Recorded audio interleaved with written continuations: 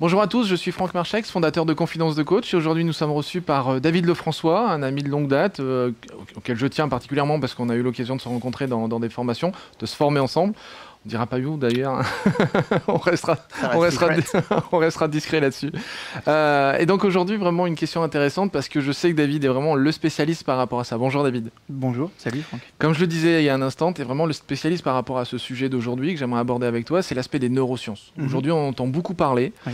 Et comme je sais que tu t'es vraiment spécialisé là-dedans, j'ai vraiment envie d'avoir ton retour là-dessus. À la fois, qu'est-ce que c'est ?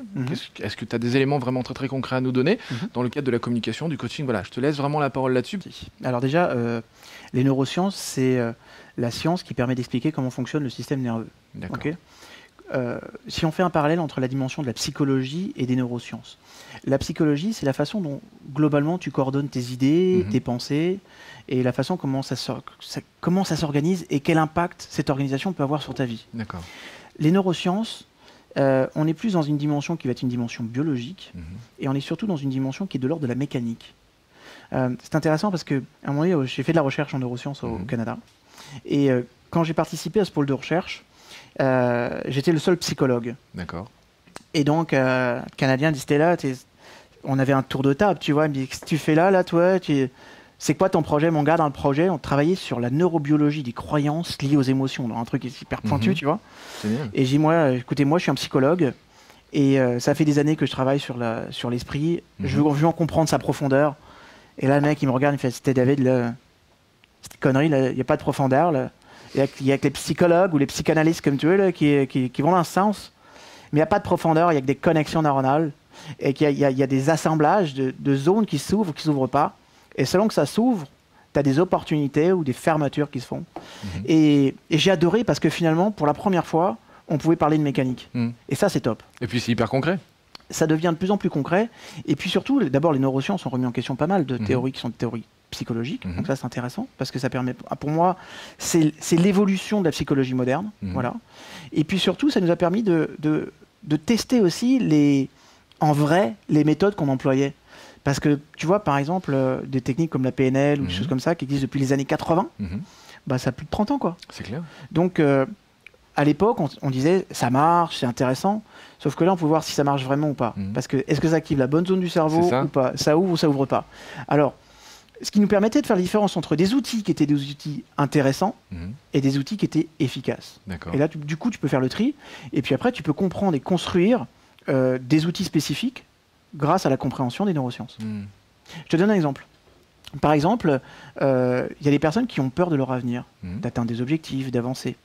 Bah, pendant des années, on envoyait ces personnes chez les psychologues parce qu'ils disaient, bah voilà, moi j'ai peur de l'avenir, dès que je me fixe un objectif, j'ai des angoisses, j'arrive pas à me programmer. Et on s'est rendu compte qu'il y avait dans le cerveau une partie qui s'appelle le noyau codé. Et ce noyau, en fait, selon son épaisseur, s'il est plus ou moins épais, eh ben, tu auras plus ou moins peur de l'avenir. S'il est épais, tu as peur de l'avenir. S'il est plus petit, tu as moins peur. Et ça, tu vois, par exemple, c'est une dimension qui est une dimension génétique qui se transmet de génération en génération. Et on va vouloir traiter un problème qui est un problème psychologique, alors que dans le fond, il est biologique. Donc, une fois que tu comprends ça et que tu comprends la mécanique, tu peux chanter cette partie-là en faisant faire des exercices spécifiques et du coup redonner à la personne une véritable forme de liberté sans pour autant culpabiliser parce qu'elle se dit finalement je suis une tâche liquide, j'ai un vrai problème psychologique, alors que non, t'as pas de problème psychologique, t'as juste une mécanique où tu voudrais fonctionner comme une Ferrari mais t'as pas encore mis le bon carburateur dessus, quoi. Voilà. Donc ça, c'est un exemple qui est intéressant. Après, il y a un autre exemple dont tu parlais, qui est, je t'ai coupé 2 secondes, mais sur cette notion des 4 cerveaux. C'est un élément dont tu as parlé et que j'ai vraiment envie qu'on aborde dans la vidéo, parce qu'il y a plein de théories là-dessus. Donc, et là, en l'occurrence, ça remet en question plein de choses. Bah écoute, en fait, si on observe les derniers champs d'application et du mode de fonctionnement de l'accompagnement, on parle thérapie, on parle coaching, ça reposait sur essentiellement 2 choses. Le fameux cerveau gauche, cerveau droit, qu'on connaît tous. Ou alors, j'avais une dimension très analytique de la chose, et de temps en temps, j'allais dans le monde de mes idées. Donc, quand tu regardes le marché, on va dire 80% des méthodologies sur place tournent autour de ça. Quand tu analyses les neurosciences, ils te disent, voilà, pour la mise en place d'une stratégie de changement ou pour l'atteinte d'un objectif, il y a 4 parties de cerveau qu'il faut impérativement mettre en œuvre. Tu as ce cerveau gauche, tu as ce cerveau droit, mais tu as aussi la partie médian qui correspond à tout le monde de nos émotions. Et puis tu as le cervelet qui correspond à tout ce qui va être stimulus, réponse, mouvement. D'accord. Un seul de ces cerveaux-là n'est pas impliqué dans la théorie.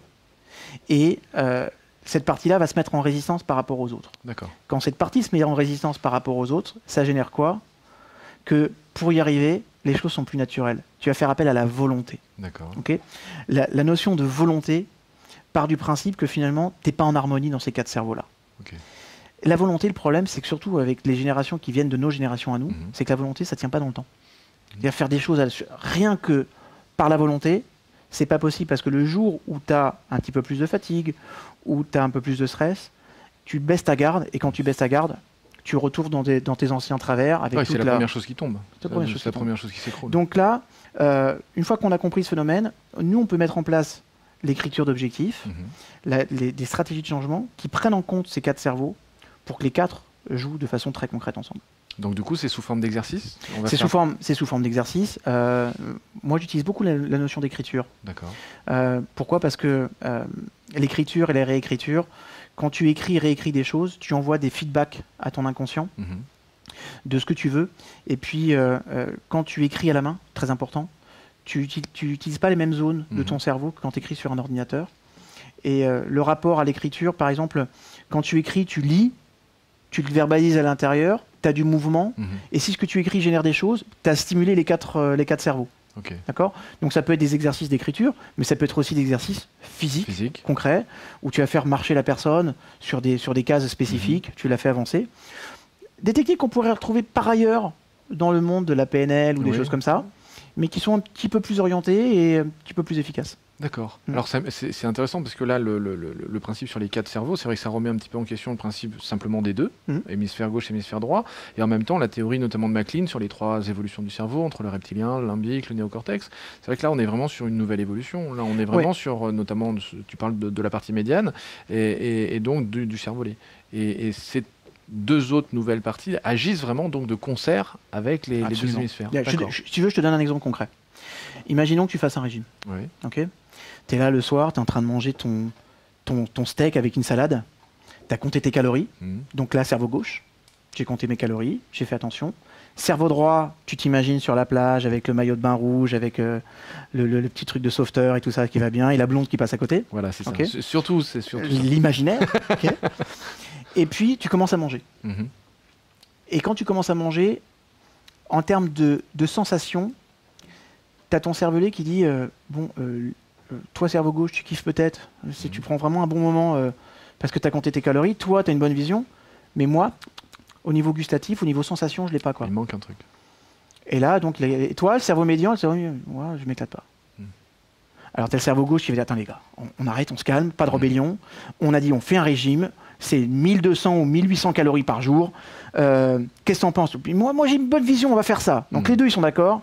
Et les deux autres, là, ils sont en opposition. Ouais, ils sont en opposition et puis ils vont mettre donc de l'énergie pour refuser quelque part. Bien sûr. Et puis qu'est-ce qui se passe? Au départ, ils disent rien. Et puis le soir, tu es dans le canapé, tu regardes une émission débile à la télé, et tu as le cervelet qui fait « Hey, médian, tu fais quoi? Ah, rien. C'est quoi ce repas qu'ils nous ont passé ce soir? C'était n'importe quoi. Steak salade, c'est dégueu. Tu sais qu'il y a de la Gendas là dans le frigo? Ah bon? Écoute, envoie de la salive et un peu de sucré là. Alors d'un coup, tu as le cerveau gauche qui se dit, les gars, on arrête, vous êtes en train de faire n'importe quoi, on a dit 1200 calories. Et puis tu as le cerveau droit qui commence à dire, les gars, arrêtez, je vous en supplie, moi j'ai ma vision, je veux la garder. Et puis tu as le cervelet qui fait, hé, médian, envoie une image de la Gendas. Alors t'es non, arrêtez, je vous en supplie, tu as les deux cerveaux qui sont en train de lutter, puis balance le sucré. Alors toi tu te lèves et t'as le cerveau médian. Ouais, disons que la résistance, elle peut durer quoi? 3 jours, 4 jours, une semaine à tout casser. Tu vas craquer. Et au bout d'un moment, ça craque. Tu vas craquer. Et puis après, il y a un autre raisonnement, c'est que t'as le cerveau médian qui dit, écoutez les gars, moi, je veux juste me faire un petit plaisir. Une cuillère. Et là, tu prends le pot d'Agendas, tu prends la première cuillère, et qui sait que de toute façon, après, tu dis, les gars, c'est trop bon. T'as le cerveau gauche qui pleure. Alors, tu fais une orgie d'Agendas, quand même. Et puis après, donc, le cerveau médian, il est rassasié. Le cerveau dit, c'est bon, moi les gars, je me suis éclaté. Et là, t'as le cerveau gauche qui pleure. Et là, c'est la culpabilité. Et puis là, tu dis, voilà, écoute, pas de problème, à partir de demain. Et je dis, ça prend comme ça. Ouais. Donc, si les 4 cerveaux sont pas impliqués, t'es sûr qu'à un moment donné, ça peut pas fonctionner. Ouais, il sera vraiment vers l'échec. C'est valable pour le régime, c'est valable dans tous nos domaines de vie. Ok. Super David, merci. Avec plaisir. Merci. Je vous encourage vraiment à découvrir toutes les informations, un petit peu plus d'informations, notamment par rapport au magazine que tu diffuses, où il y a vraiment pas mal d'informations. Et qui est gratuit. Sur Internet, potentiel-magazine.com, ou alors par l'intermédiaire de ton site Internet, qui est Institut des neurosciences au pluriel, institut-des-neurosciences.com. Vraiment, il y a plein de choses super, allez-y, et puis donc à bientôt pour une prochaine vidéo. Merci encore. À très bientôt. Merci. À bientôt. Merci à toi. Et si cette vidéo vous a plu, vous pouvez simplement vous inscrire sur la chaîne Confidence de Coach et la partager avec tous vos amis. Bien évidemment, pensez à nous laisser un commentaire juste au-dessous de cette vidéo afin que je puisse répondre à chacune de vos questions. Et si vous voulez voir toutes les vidéos dès qu'elles sortent, le plus simple, c'est de nous laisser vos coordonnées sur le site internet, sur notre formulaire d'inscription. Alors au revoir et à bientôt.